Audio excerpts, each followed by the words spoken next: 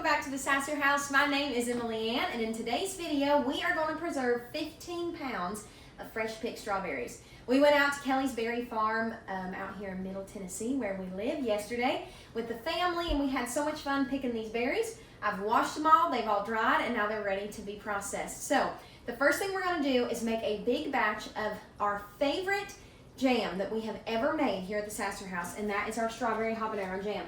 And I have got my habaneros thawing from the freezer. These are habaneros left over from last year's garden, and I have some that were just thrown in with a bunch of other peppers that are thawing, and then these that we vacuum sealed that are thawing as well. So those will be ready to go. And we're going to make a big old batch of strawberry habanero jam. If we have time, we might make some plain strawberry jam as well if we have enough berries. And then we are going to cut up some berries and get them pre-frozen, because Chris and I just got our very first freeze dryer, and I want to freeze dry some strawberries as well.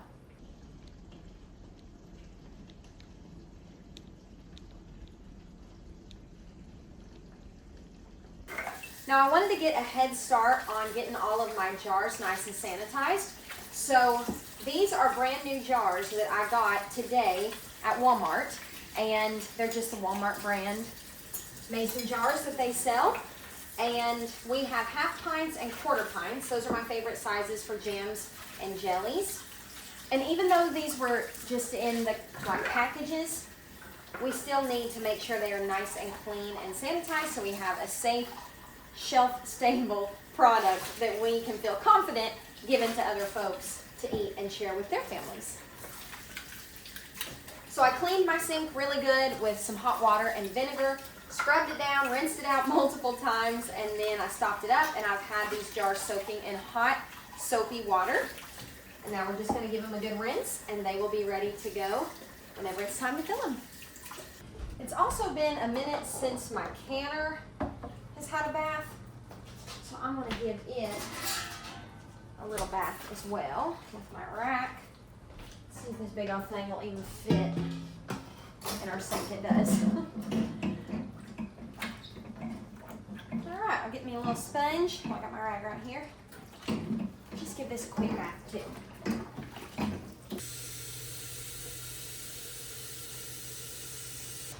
Somehow the kitchen is already looking crazy, which is what happens whenever I start any canning process.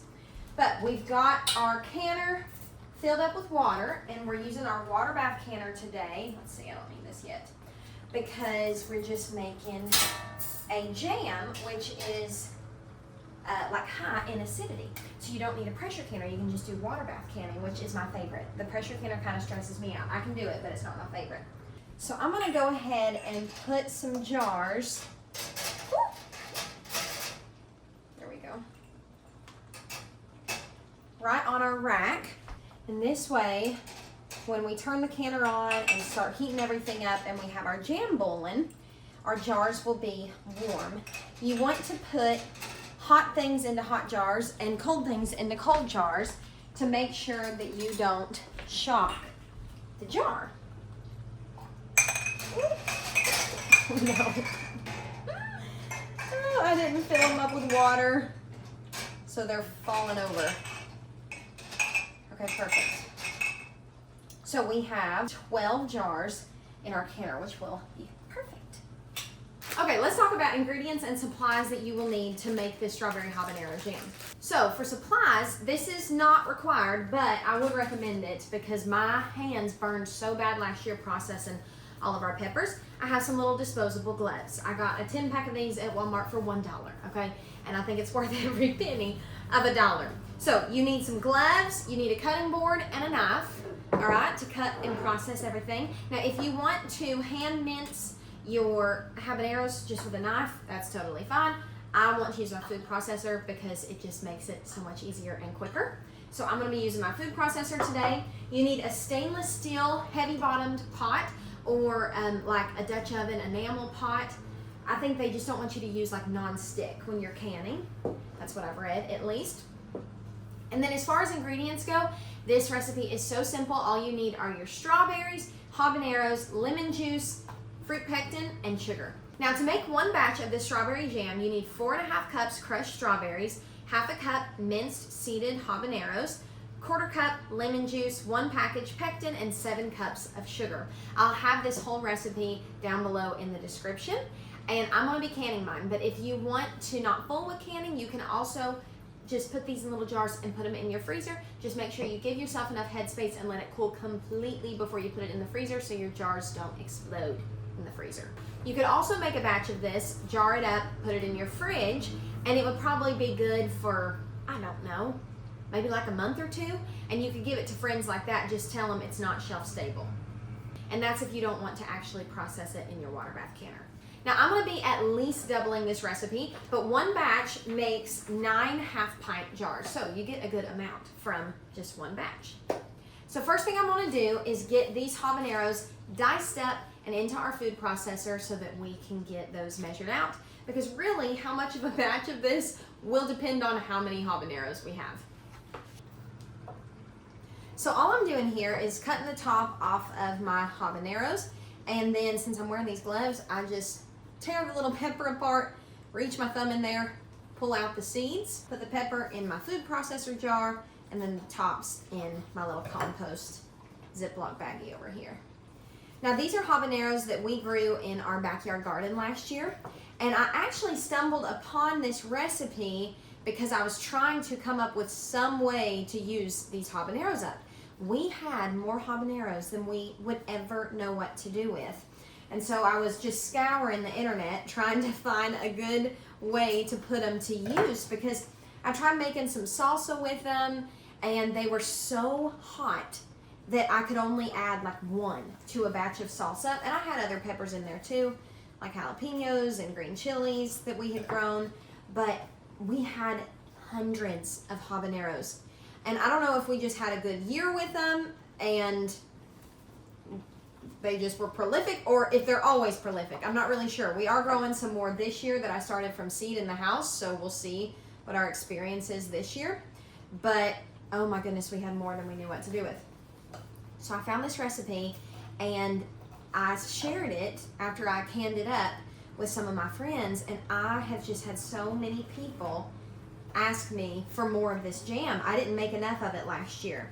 So it is now May of 2025, and these are habaneros that we froze from 2024's garden, but it is strawberry season, so we were able to go pick some fresh berries and still use up last year's harvest to make a new batch of habanero jam. Now we just gotta pop this on a food processor and let it do the work.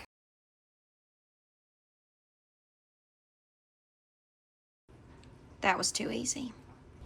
Okay, so the recipe calls for half a cup of minced habaneros, and I'm afraid that's all we have. I don't think I have a full cup here to double this recipe, which means we're gonna make 1 batch of strawberry habanero jam and 1 batch of regular jam, because we have 15 pounds of strawberries.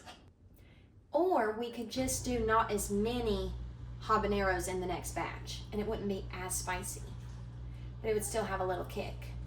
Chris, what do you think? It's too spicy for me.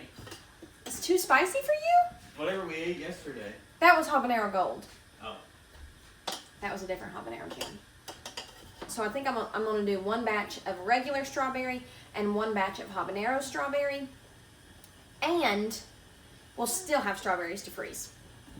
I've got 2 pots out right here, and we're just gonna go ahead and get everything into this pot.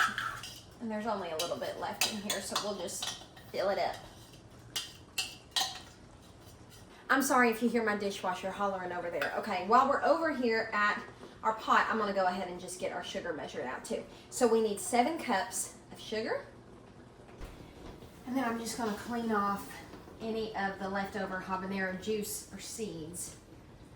That way I don't get in trouble and get all peppery over here. And now it's time to process our strawberries. I've got a fresh cutting board and a fresh knife. And I have found the best way to mash these strawberries is using like a pie plate or something like that, and then a potato masher. All right, so all I'm doing here is topping each of my strawberries, putting the tops in our little compost bag, and then putting the berries over into our pie plate. And once we get enough berries in there, we'll mash them up, measure them, and we can add them in with our sugar and habaneros into our stainless steel pot. Now, the first year that I ever made strawberry jam, I was like looking up every way to use every part of my strawberries that I had picked, because I was on this like no waste kick. And I think that's great. I still love to use every part of everything that I have and make the most of a harvest. But I made homemade strawberry vinegar with my strawberry tops. And I think I did make it. I mean, by the time it all like fermented or whatever and turned to vinegar, it smelled like strawberry vinegar. But I was scared to death that I had made poison. I'm not even kidding you. I thought, if I feed this to people, they're going to die. This is some kind of like science experiment that I have done in my kitchen. And I cannot trust this. I mean, like, how do I test it? You know, how do you test to know if it's poison or not? And maybe it wouldn't have been, but it just scared me. Eventually, it turned to vinegar, but I threw it down the drain after nursing it for months because I was scared of it. So we're not doing that today. Today, we're just putting these tops right back into our compost, which will hopefully feed our garden and then feed us. All right, so we have 4.5 cups of our crushed strawberries in this pot. And I realized I made a bad mistake. I'm supposed to add the sugar in after the pectin kind of cooks in with the fruit. It'll be okay. I Googled it and it's okay. Okay, what we're gonna do is we're gonna cook this fruit, sugar, habanero, lemon juice mixture down, then we're gonna add our pectin in and it's gonna be okay. But I'll put the full instructions down at the bottom. I've made this like 3 times, but I forgot. And that's okay, we're gonna keep going. Now, that being said, I still have so many strawberries to process, and I've got this other pot back here and enough jars that'll fit into my canner. So what I'm gonna do is mash up some more strawberries to make just plain strawberry jam in this pot. And I'll let you know how I'm doing that too. But it's basically the same thing, just without the habaneros. So I'll put that recipe down below. Okay, we have the rest of our strawberries all cut up and in that pot. So now we need to add lemon juice to both of our batches. And I'm gonna get both of these eyes going. I've already got one open bottle in the fridge. So for our strawberry habanero, we need 1/4 cup. Just, literally just enough. Bless up. Then for our plain strawberry, since we're doing a double batch, we need 1/2 cup. Okay, so this is very interesting. Y'all know I added the sugar in already in our strawberry habanero one, and I thought that I wasn't following the recipe right, which I guess for this one I wasn't.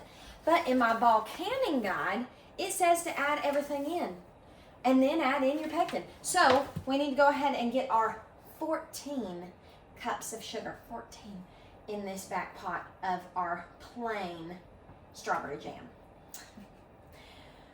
Whew. It'll make you rethink that jam when you know how much sugar's in it. So I just don't think about it. All right, our plain strawberry jam is at a full rolling boil, and I need to add in 2 packets of this pectin, and I'm scared to death it's gonna boil over. But we're gonna pray that it doesn't. Stir that in.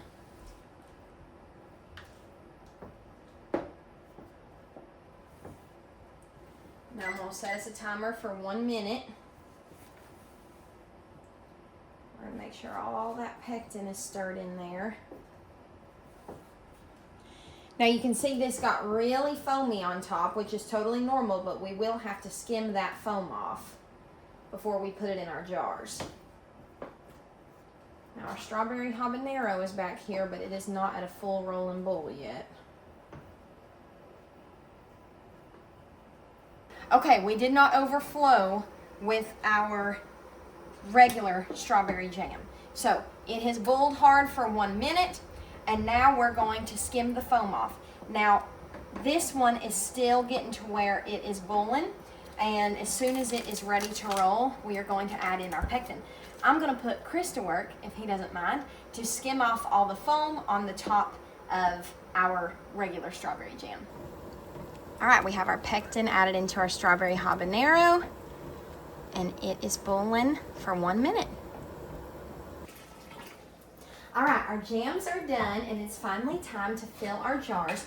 So I'm gonna get these jars out of our canner, Some of them have got water in them, so I'm gonna make sure I'm emptying those out. And I'm gonna try to do this without making a big old mess. These jars need 1/4 inch of head space. So we'll fill them to what we think is about 1/4 inch, and then we can always top it off after we check them for air bubbles. So now we're gonna come in here with this little tool. It's just a rubber little spatula, but you can use a chopstick or anything like that. And we're just gonna go around the edges of our jar and just make sure that there's no air bubbles in there. Now, I learned a really great trick for determining where your headspace is. You have this line down here, which is 1 inch, this line right here, which is 1/2 inch, and this line up here, which is 1/4 inch. So we need it just under that line up top. Now I've got my paper towel with my vinegar on it, and we're gonna go around the rims and make sure there is no strawberry jam on the edges of these jars, because we want to keep it nice and clean, number one, but we also want to make sure our lids have a nice, clean, and non-sugary place to grab onto while they're sealing. And then I decided for my plain strawberry jam, I'm just going to use silver rings and not these gold rings, and that's how I'll be able to tell what is what. And you don't want to tighten these lids down too tight, just until they're fingertip tight, because any tighter can prohibit a good seal as well. All right, we're going to pop these back into our canner and continue this process until all of our jam is in the canner. All right, I'm going to try something I've never done before, but I'm going to double up on my jars in my canner to see if I can't get a maximum batch. So all you have to do is separate them with something. So this is the tray that goes in my pressure canner. We're gonna put that down, and let's see. I think we're gonna do the little jars because the water needs to be up above these jars. So we're gonna move these ones out of the way. All right, our canner is full, and we were able to get 1, 2, 3, 4, 5, 6, 7, 8, 9, 10 more jars. And I don't know how many are on the underneath, so we will see once they're all done. Oh, I do need to add just a splash of vinegar into our water. This keeps our jars nice and clear, and they won't get cloudy. So I'm gonna put the lid on our canner. I'm gonna turn the heat all the way up to high, and we're gonna bring this to a full rolling boil. Once it comes to a full rolling boil, we're gonna set a timer for 10 minutes, and then after that, we'll remove the lid, and I'll show you what to do next. All right, our timer just went off, so we're gonna turn our eye off, open the canner lid away from us so all that steam doesn't blow up in our faces. And now we're gonna set another timer for 5 minutes. The reason we do this and we don't remove the jars immediately is because if you take the jars from an extremely hot situation and bring them out to room temperature without letting them have a minute to adjust, they can siphon, the jam can come out the sides, and it can just stress out the jars. And we're not gonna do that because we want them to be good on our shelf for a long time. So we're gonna wait 5 minutes, and then we will transfer all of these over onto our counter and fill the canner with our strawberry habanero jam. All right, we got 22 jars of our strawberry jam, which I'm so happy about. And it looks like we might have enough to do a 1/4 pint with our strawberry habanero. We're about to find out. But right now we've got 9 half pints, which is exactly what the recipe says that you'll get. So this little bit that's extra in here, I might even just pop that in the fridge, I don't know if we necessarily have enough for a 1/4 pint. So I'm just following the same process with these, and I'll meet you back when we're done canning. It feels so good to have all of our jars back there processed and cooling down behind me. And we are almost done with these strawberries for tonight, at least. What I'm gonna do is go through and top these and then cut them into slices. And I have 2 baking sheets right here on the counter, and I am gonna lay these slices out on the baking sheet. That way they freeze individually. and I'm not just putting them in a freezer baggie. And then we will freeze dry these. And I think the possibilities will be endless with what we can do with them. Now this will be the first thing that I ever freeze dry, and we're gonna do it together, which is really fun. We have done a lot of firsts together here on the Sasser house. And so I will tell you everything I learn and think and all that. But I know that a lot of times when people are making like strawberry cookies or strawberry bagels or strawberry bread, they use freeze-dried strawberries because it takes all that moisture out, but you're left with like the intense flavor of the berry. So we will be able to do so much with the rest of these berries after they're freeze-dried.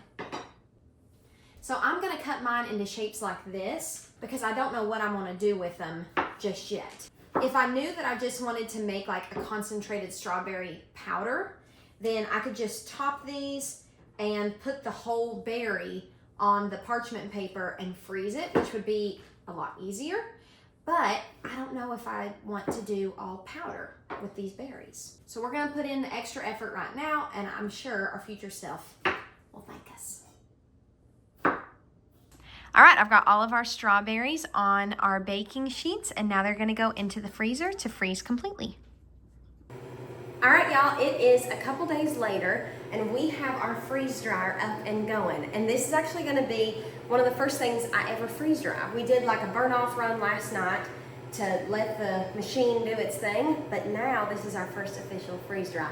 So I have our strawberries that we picked, and we got 2 full trays of those. But since you can load 4 trays in, I couldn't stop at just that. So we had some green beans that we grew in last year's garden, and I thought it would be fun to try and make like a veggie chip, especially since Chris doesn't love to eat veggies. I thought this would be a way for him to get them in. And if we like them, we can do this with all of our green beans that we harvest later on in this year's garden. So on this tray, I have some green beans seasoned with a steak seasoning. And on this tray, I have some seasoned with a Cajun seasoning. So we're gonna run this at the same time as the strawberries in our freeze dryer.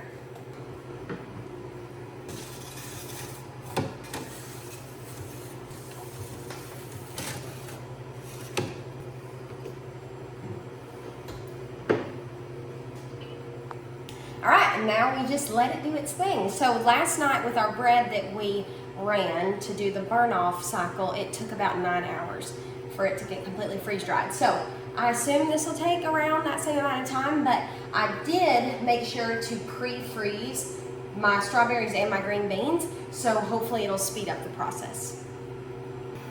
Okay, so it has been 24 hours since we started this process, and it's finally done, and I'm so excited. So I'm gonna turn the pump off, and now I'm gonna open up this drain valve. All right. Still got my little guide here because I'm learning how to do all this, and I wanna do it correctly. Okay, so we're gonna open it up, and now what we need to do, have a nice and warm, oh, look at that. Now what we need to do is break these and make sure that they're dry all the way through, because if they're not, we need to do more dry time. So I'm gonna get one of these. Okay, I'd say that is completely dry. I'm gonna try it. Okay. Pretty good. But the beans hardened to a rock on the inside.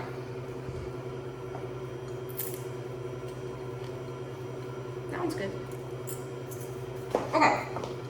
Here, I'm gonna close this up. Okay, so the beans in one were hard as a rock, but the beans in the other one weren't. So we'll just have to test them. But the seasoning and the flavor is delish. So we have these little bags that came with our machine. You can also use jars and seal your freeze-dried stuff in jars, but these bags are just really convenient.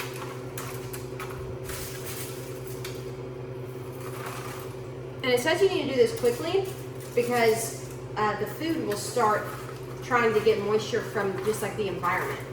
So we're gonna close this up. I'm gonna finish out this tray and then we'll try the strawberries. So this is our Cajun green beans, and honestly y'all, after Chris tried those and we both gnawed on them for a little bit, I think maybe the best use of freeze-drying green beans is to rehydrate them later to make green beans, because the seeds get so rock hard that you can't even chew them. Like here's a seed right here. It's like hard as a rock. I'm trying to, so that you can hear it. Not good. So maybe we'll just rehydrate these, but you don't know until you try. But I do know the freeze-dried strawberries are delicious, so let's get those out. Wow, look at the color on these. Okay, let's break it and see if it's dry. I think that is totally dry. Oh my goodness, that's delicious. Okay, it like dissolves in your mouth. And I don't know if that's because that's what a freeze-dried strawberry does or if it needs more dry time. But this is so good and it tastes so fresh. I could eat this whole tray. But I need to find out if it needs more dry time. Let's see, let's get a big one.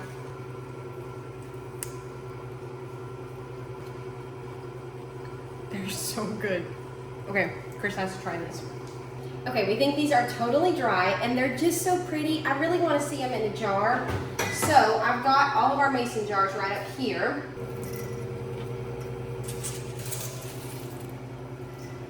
So we ended up getting 2 of these bags and 2 jars of our freeze-dried strawberries, and these are definitely a winner. I cannot wait to make different cookies and muffins and cakes and all kinds of stuff like that that's strawberry flavored, or powder them and add them to smoothies to give us strawberry flavor, or we could even add them to ice cream, which I think will be really fun to experiment with. The green beans were not so much a success, but a good thing to know. You don't know until you try. So all in all, with our strawberry picking, we got 32 jars of strawberry jam and now all of these freeze-dried strawberries as well. So I would say that that was a successful harvest and preservation that we got to do together.